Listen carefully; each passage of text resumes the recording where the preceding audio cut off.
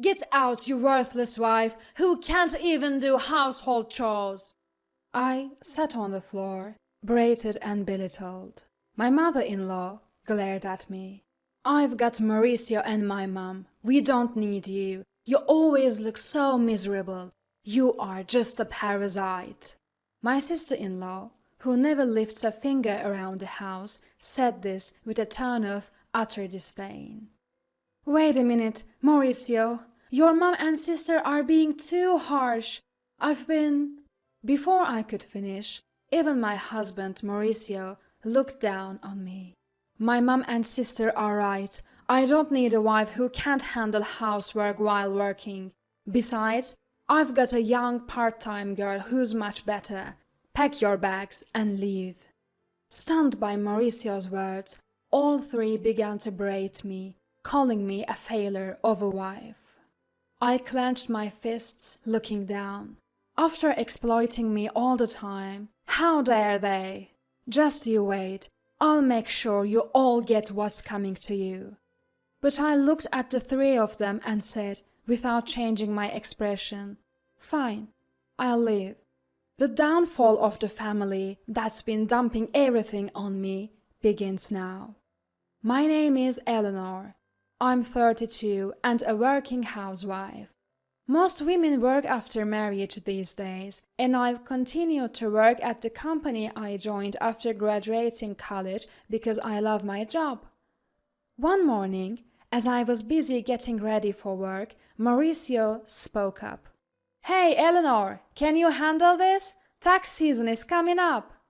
He handed me a pile of receipts and invoices. Again, you should handle your own shop's accounting. Mauricio looked away. You know I'm bad at that stuff, so please. I married Mauricio 5 years ago. Mauricio used to work as a clerk at a restaurant that I occasionally stopped by. After several dates, we decided to get married. Now, Mauricio runs his dream cafe, but he leaves all the tedious tasks like procurement and accounting to me. As I head the door, my mother-in-law chimes in. Eleanor, I want Chinese food tonight. All right, can you prepare the ingredients? No way, you can do it when you get back. Also, Vivian and the kids are coming this weekend. Make sure you prepare something they can eat. Fine, I replied reluctantly and left the house. When we got married, I wanted to live just with Mauricio, but he insisted that we live with his mother because he was worried about her living alone. So, we moved to his spacious family home. My mother-in-law is terrible at housekeeping, and the place was a mess when we moved in. She lives on a pension and spends most of it on eating out because she doesn't want to cook. Mauricio always says housework is a woman's job, so even though I work, I'm stuck doing all the chores for the whole family. On top of that, my sister-in-law, Vivian, who's moved out since getting married, often comes back home with her kids. When she's here, the workload increases. This morning, when I heard she's coming back this weekend, I thought, oh, not again. And then the dreaded weekend arrives. I'd love to relax on my weekends off from work, but instead I have to entertain Vivian's kids and prepare meals. While I'm running around, Vivian drops a bombshell on me. Eleanor, by the way, I'm getting divorced and moving back here with the kids next month. Just so you know. What? Are you serious? Got a problem with that? No. That must be tough for you. When are you moving back? As soon as I can. My sister-in-law is coming home with the kids.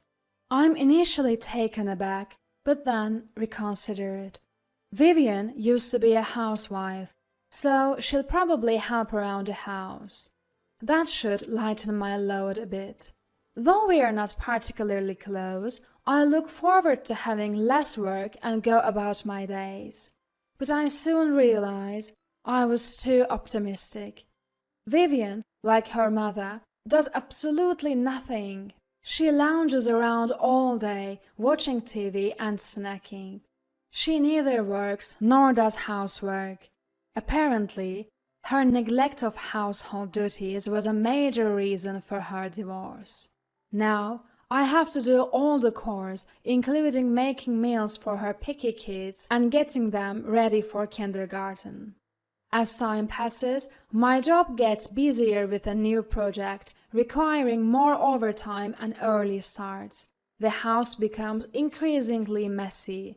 Coming home to a cluttered house is utterly disappointing. And yet, everyone keeps saying, "When's dinner?" or "You are so slow." To make matters worse, I start getting passive-aggressive comments from Vivian and my mother-in-law. "Eleanor, the laundry is piling up. Just because you work doesn't mean you can slack off." "But I'm busy too." As I try to argue, Vivian cuts in. "Talking back to your mother-in-law, you're so bold, Eleanor. And you've been buying all the meals. That's not good for the kids. If you are home, can't you help out a bit?"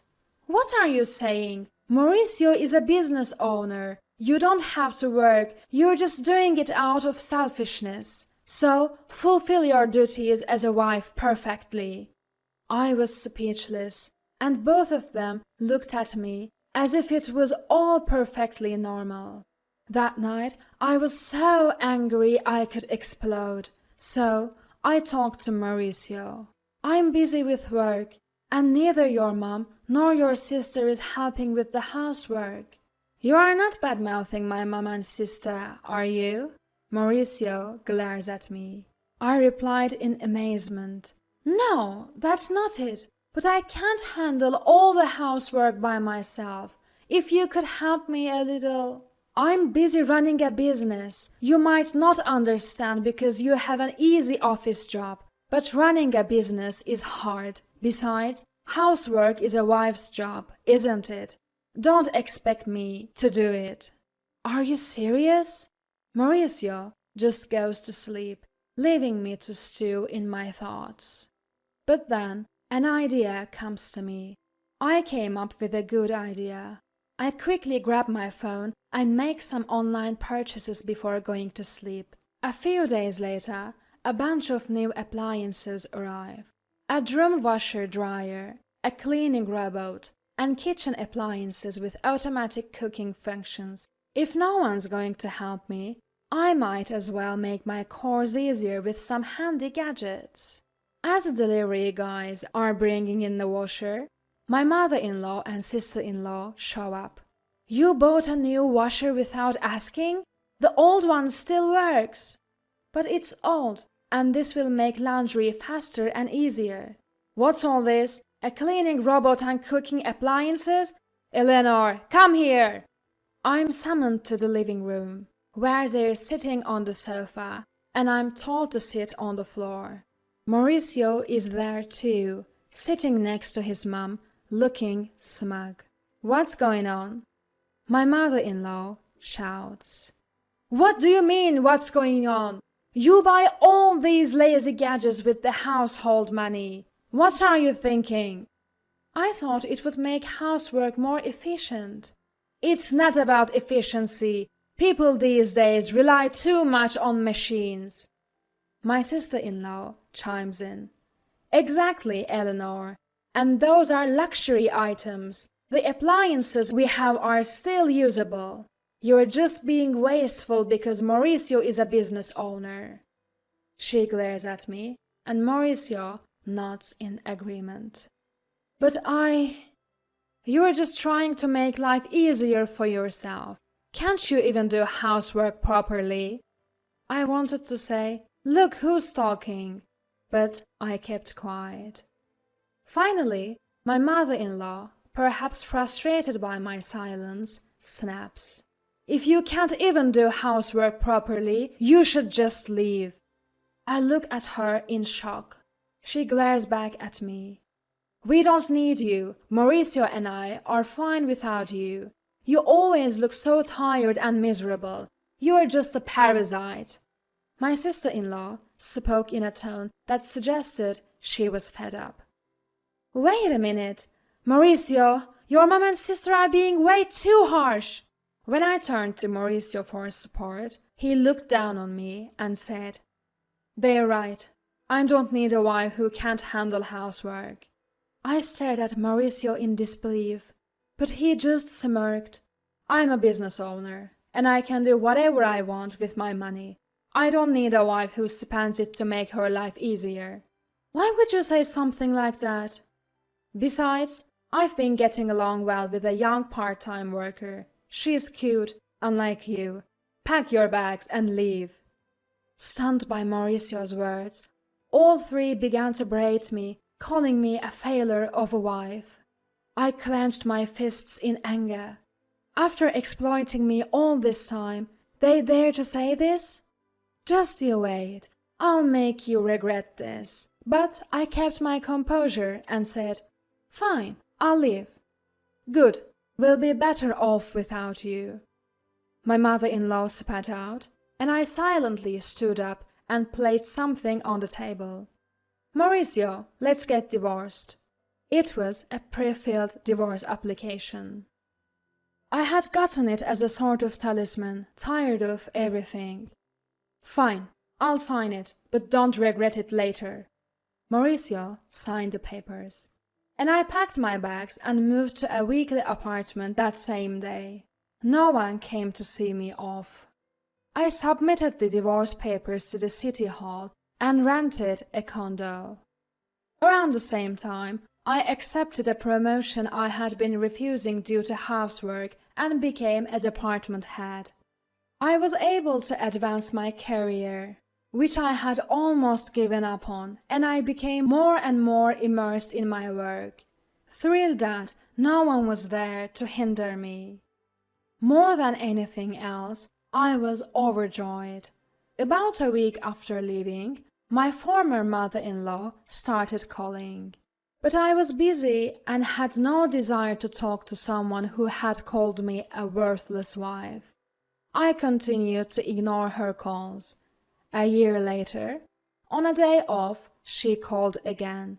Thinking it was time to settle things, I answered. "Hello." "Ah, Eleanor, you finally answered. How could you ignore me for over a year?"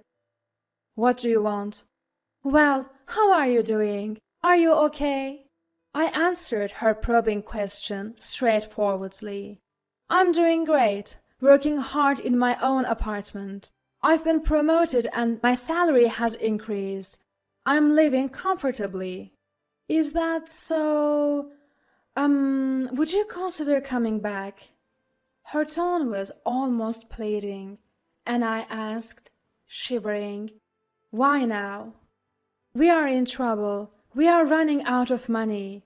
I couldn't help but smirk as I responded. "Oh, Mauricio's shop isn't even making a $1,000 profit, huh? And neither you nor your daughter work, so that makes sense." "Eleanor, you knew?"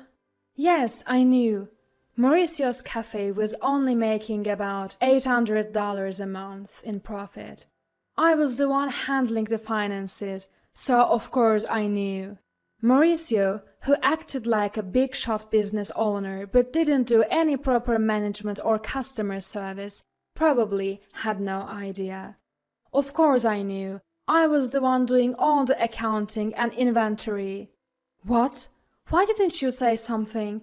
I had no idea you were a manager at a big company and contributing so much to our living expenses." "Yes, I was putting in over $3,000 a month. That's how everyone was able to live. I had been supplementing the family income with my own salary because I knew Mauricio's shop wasn't making much. Mauricio probably realized he couldn't make ends meet without my income only after I left." "Please, Eleanor, come back." "By the way, what happened to Mauricio's shop?" Ignoring my former mother-in-law's plea, I asked. "Mauricio's shop is going under next month. Even the part-time girl left him." "That figures. With such sloppy management, He can't keep a business running. And he's too proud to do what needs to be done. No woman would want to be with a man like that. I chuckled, and my former mother-in-law was at a loss for words. Can we wrap this up? I'm busy. She hurriedly continued. Also, the house has been a mess since you left. A mess? According to her, the house was in chaos because no one was doing any housework. The house was cluttered.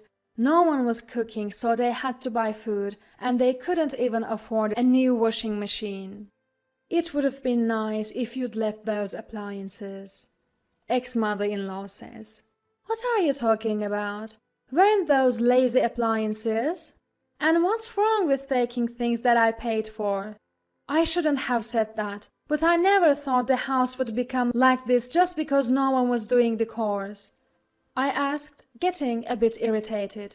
Isn't it strange that 3 adults can't manage the housework? What are your daughter and Mauricio doing? She lowered her voice. Well, Mauricio is sulking at home all day, doing nothing since he found out his shop isn't making any money. Really? He said he could do whatever he wanted with his money because he's a business owner.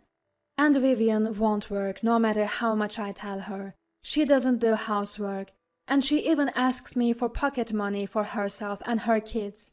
My pension is running out. Really? Your daughter told me she didn't need me because she had you, I said coldly. My former mother-in-law tried to butter me up again. Please, Eleanor, my pension isn't enough for the 3 of us anymore. I have no intention of going back to that house. Your children are quite the parasites, aren't they? She was speechless. As I was about to hang up, she continued. Eleanor, we'll change our ways. Please come back. Let's all live happily together again, okay? Live happily with a worthless wife? I cut her off, and she stumbled over her words but continued to plead. I'm sorry for what I said. We are family. Help us. We can't even pay the property taxes anymore. We'll have to sell the house. I have neither the obligation nor the desire to help you. Figure it out yourselves. Goodbye from your worthless wife. Ignoring her ongoing wails, I hung up and blocked her number. Sipping my coffee in my clean apartment, I chuckled.